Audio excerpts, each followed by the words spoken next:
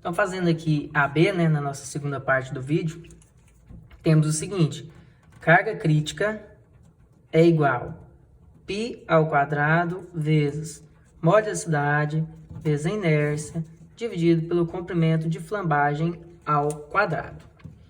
O que eu tenho que fazer?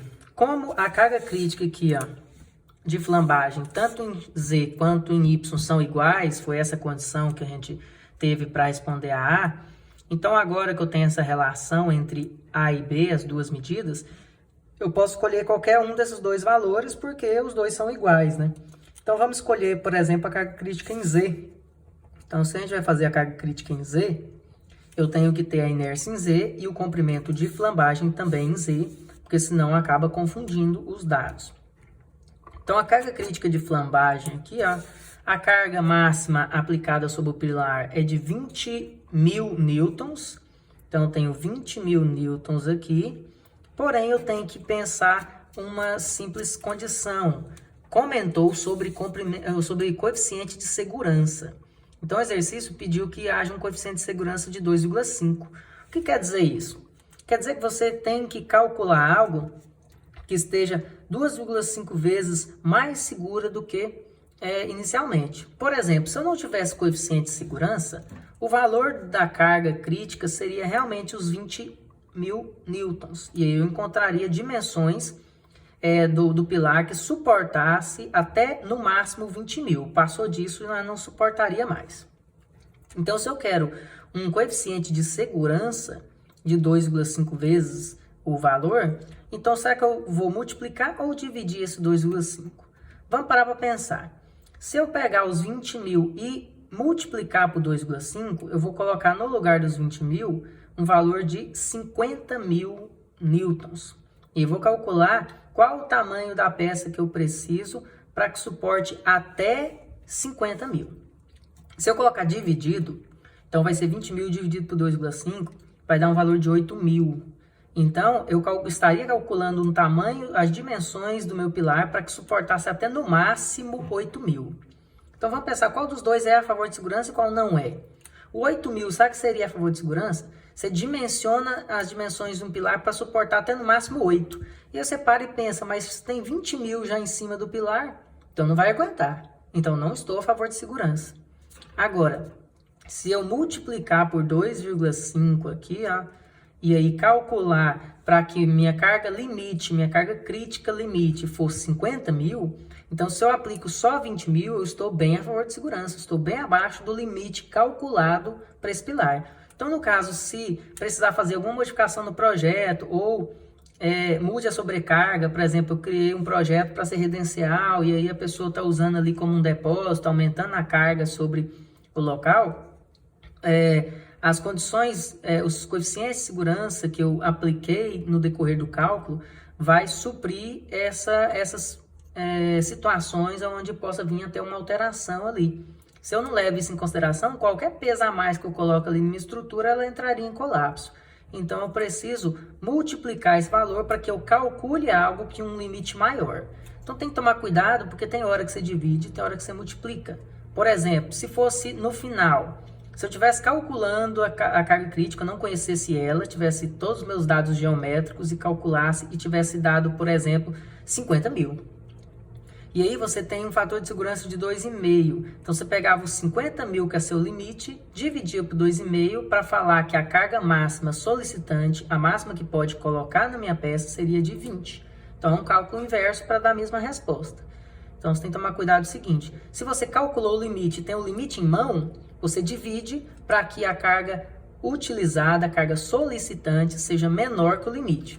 Agora, se você tem a carga solicitante, a carga que está sendo utilizada, e vai calcular dimensões para o seu limite, então você faz multiplicar, porque o seu limite tem que ser maior. O limite é 1 e o uso é menos, para que não atinja esse limite. Por isso que aqui vamos multiplicar para que minha carga crítica limite de flambagem seja 50.000, certo? E eu tenho aqui π ao quadrado vezes o módulo de elasticidade, que é 70 gigapascal, mas como nós vamos trabalhar aqui em Newton, e as medidas geométricas em milímetro, então vamos trabalhar aqui em MPa. Então eu tenho 70.000 ou 70 vezes 10 ao cubo, multiplicado pela inércia em Z. A inércia em Z ali, ó, é BA ao cubo sobre 12, né, que foi usado aqui também, BA ao cubo sobre 12. Então, B vezes A ao cubo sobre 12, dividido pelo comprimento de flambagem de Z, que foi 0,7 L lá. O do Z aqui foi o 0,7 L que a gente tinha encontrado. Então, eu tenho 0,7 vezes o L, e o L vale 500 nesse caso, porque o exercício comentou que o comprimento é 500 milímetros. Então, eu pego isso aqui e elevo ao quadrado, porque é ao quadrado na fórmula. Então, eu vou ter aqui, ó, 50.000 é igual π ao quadrado vezes 70.000 vezes B vezes A ao cubo, dividido. Já vou passar o 12 para lá, né, para baixo aqui, dividido. Se eu multiplicar pelo inverso desse aqui, o 12 vai ficar aqui no denominador. E 0,7 vezes 500 dá 350 elevado ao quadrado. Então, no final, eu posso fazer toda essa conta e fica B vezes A ao cubo é igual. Então, vamos lá. Como seria essa conta? Seria 50.000 vezes 12 vezes 350 ao quadrado, que eu passo isso aqui tudo para lá, né? E passo isso aqui tudo dividindo. Então, vai ficar π ao quadrado embaixo, vai ficar os 70.000 também na parte de baixo do denominador. Dividindo o numerador pelo denominador, deu um valor aqui, ó, de 106.386,745. O que eu tenho que fazer agora? Eu tenho que fazer uma substituição aqui, ó. Eu sei que o valor do A mede 0,35B. Então, eu posso fazer o quê? Ó? B vezes, no lugar do A, vou substituir por 0,35B e elevar ao cubo, né? Como está ali, igual a 106.386,745. E aí, fazendo essa continha aqui, vai ficar B à quarta igual. Pega 0,35 ao cubo e passa para o lado de lá dividindo. Então, 0,35 ao cubo dividindo vai dar um valor aqui de 2.481.323,505. E agora, por fim, eu só teria que tirar a raiz quarta para encontrar esse valor de B. Então, tirando a raiz quarta aqui, vou encontrar um valor de 39,69 milímetros, já que tudo estava em milímetros, MPa e Newton. E quanto seria o valor de A?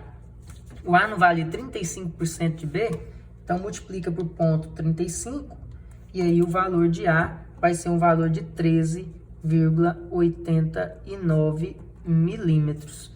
Então, eu teria minhas dimensões aqui, ó, da minha seção transversal, valor de A praticamente 13,9, valor de B praticamente 39,7. E aí sim eu teria as dimensões do meu pilar para essa condição aqui de carga, né? 70, que é um alumínio, 20 kN aplicado, solicitado aqui na minha peça, só que tomando cuidado com o coeficiente de segurança de 2,5 em um pilar de 5 metros, certo? Então, valeu, pessoal.